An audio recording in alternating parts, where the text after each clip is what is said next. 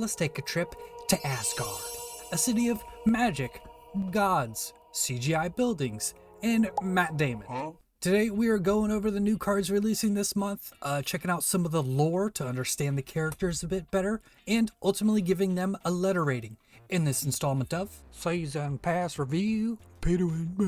We are starting off with Surtur. He is a big old fire demon guy. Actually, I think he made a cameo in This Is the End. But anyways, he rules Muspelheim. Pretty sure I said that correctly. He's basically the fire version of Laufey, the ice guy, who's Loki's dad. He is the most powerful of Asgard's bad guys, I guess you could say, enemies, whatever. And he once got imprisoned in the core of Earth by Odin. And then, what do you know?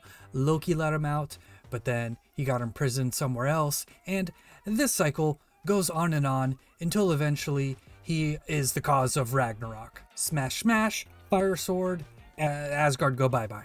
Now, as far as the card goes, Surtur is a 3 energy 5 power card that reads after you play a card with 10 plus power, this gains plus 3 power. So yeah, this card is obviously going to be very good, but only in like one deck. The question is a 3-8, sometimes a 3-11 good enough to be able to go into decks that only run like 1 or 2 10 power cards?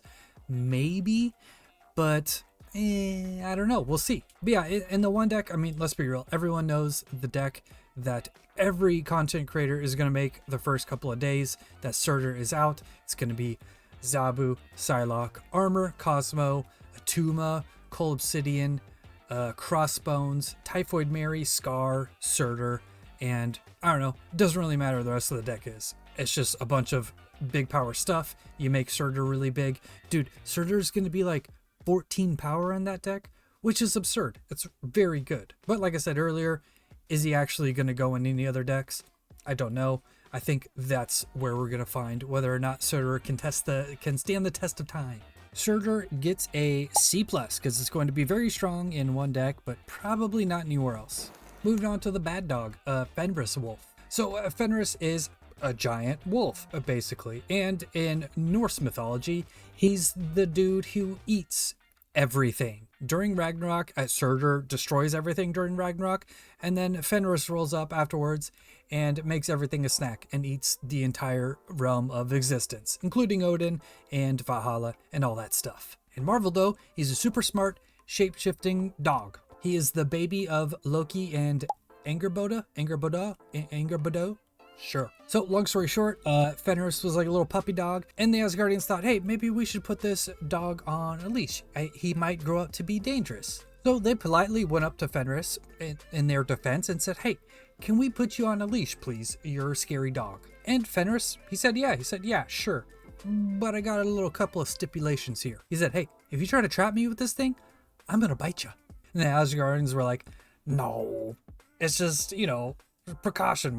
No. And Fenris was like, I don't really believe you. So he said, how about one of you put your hand in my mouth, and when you put this leash on, if it's actually a trap, bye hand. So Tyr, like a moron, said, okay, I'll do it, because he obviously knew it was a trap. Anyways, he puts the hand in mouth of Fenris, leashes trap, hand gone. And sadly, they ended up tying Fenris to some rock or tree or something until Ragnarok rolls around and he eats everyone.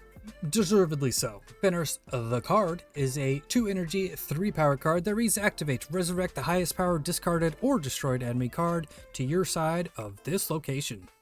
So as far as the card in the game goes, it's interesting and I'm glad it exists. Whether it's good or not, I doubt it. But what's cool about it is it might make a deck that's never existed before actually able to exist. What I have in mind basically is you take the normal Morbius Apocalypse discard deck, but you get rid of Dracula, MODOK, Apocalypse, and you put in like Black Bolt, Stature, Fenris, and you shift up the discard cards. Like instead of Sif, you go Moon Knight, and instead of Corvus Glaive or something, you go with Gambit, and you have Fenris in there as well. So you get that consistent good power output that the usual discard deck that you see on the ladder now gets, but the end game is like a cool little Fenris Wolf thing. Yeah, overall, like I said, I'm glad it exists, and I'm going to give Fenris a C. Next up is Frigga. She's the goddess of marriage. How sweet. So she is the wife of Odin, mother of not Loki and Odin. She's the she's the mother of Balder, Hermod, and Tyr. Sure. She's basically an Asgardian witch. I guess the portrayal of her in the MCU is pretty accurate. She can cast spells. She taught Loki a bunch of stuff. That's her thing. One of the more important things she did in the comics is she and the Pantheon of Gods, basically they knew the Celestials were going to come and judge humanity and basically kill everyone because, let's face it, humanity is garbage. And they protected humanity from the Celestials. The young gods, one of new or young gods were created, and then they stopped the Celestials. Something close to that. Look it up. But the point is, she was very nice, and she helped the vulnerable during Ragnarok and helped people not die to Celestials. Alright, as far as the card Moral Snap goes, Frigga is a 3 energy, 3 power card that reads, on reveal, this card is pointless. Just kidding. It says, on reveal, add a copy of the last card you played to your hand, if able. I'm going to be honest, I'm not going to spend too much time on Frigga. I don't get it. I don't understand this card. I think it's trash. Hot garbage.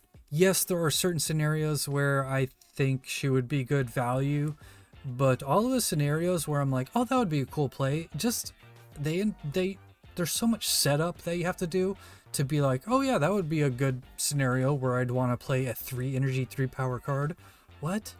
The only other 3 energy, 3 power cards, or close to that are played right now are Rogue and Red Guardian, and that's because they absolutely wreck game plans. Those cards can swing games. Can a 3 energy, 3 power card that gives you a copy of something you already played swing a game? I highly doubt it. I don't know, I'm not feeling it. I have a feeling this card's going to get buffed before the end of the month to like a 4 or 5 power, because it's just that crappy to me. We are giving Frigga a D-. Malekith is up next, and this one's weird. So basically, Malekith's older brothers, he had 12 of them, went off to war, and then some stuff happened, and he saw all of their heads severed and were thrown at them or something. Basically, he saw all of his brothers get their heads cut off. His mother was like, that ain't happening to Malekith. I'm going to protect my son. And she had a perfect solution to this. You know what it was? To sell him into slavery. This is brilliant. You can't go to war if you're a fucking slave.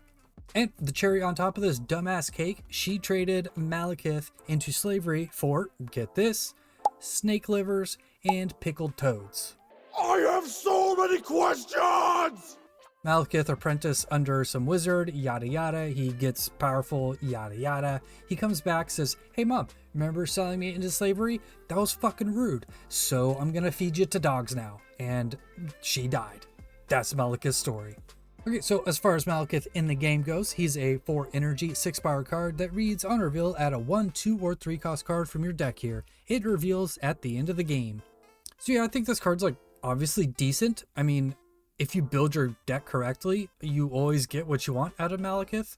And even if you're just getting a 1-drop out of Malekith, it's still like a 4/8 with an on-reveal effect at the end of the game. That's decent. A lot of 4-drops are way worse than Malekith, so not bad. And like I said, if you build your deck correctly, you get a 3-cost card out of it. And there are a lot of really good 3-cost cards, like Gladiator if you just want power, Rogue, Red Guardian, Mobius, Luke Cage. There's a lot of scenarios where Malekith can go and pull a card that is crucial to whatever game plan you have and not reveal until the end of the game, so that card can't be countered. But anyways, we're going a little too far with speculation on Malekith there. The point of Malekith is it's just good value, basically no matter what you do with them.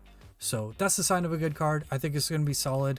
I'm going to give Malekith a B+. Alright, last up we got Gorr. So Gorr in the MCU is actually pretty accurate to Gorr in the comic books, except for a couple major differences. Instead of his daughter dying in a barren, foodless and waterless planet, it's his entire family, so that's nice. Also, the plot of that movie of Love and Thunder is actually kind of accurate, but instead of asking Eternity to kill all gods, he goes around and enslaves a bunch of gods thanks to the Necro Sword. Look that part up. I'm not going into that.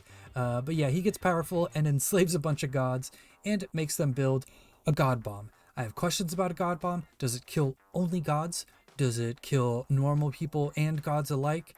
What's the logistics of this? How does it work? I don't know. So as far as the card goes, I think it's good, but albeit a little basic. I mean, it's just going to be, this is like a different sort of Blob or Red Hulk type card. I mean, obviously you can Bast and Agent Venom with Gorr, and that's just going to make it just better, obviously. Bast and Agent Venom are adding 4 and 5 power respectively to the card. And usually, so if you're just playing a normal game and you're not trying to do like on reveal stuff, count how many on reveals are on board. It's usually like 5 or 6 in any given game, unless you're playing against like an ongoing Spectrum deck. Just on reveals are everywhere, even if you're not trying to do on reveal things. So I think Gorr is probably going to be average like a 13, 14 power card with no restrictions, basically. Yeah, overall, I think it's going to be a solid card, easy to use, straightforward. It's going to be a crazy couple of days after he comes out because everyone's going to be trying to do Gorr things. Anyways, I'm talking too much. Gorr gets a B+. That's it. There's another card coming out, King Eitri.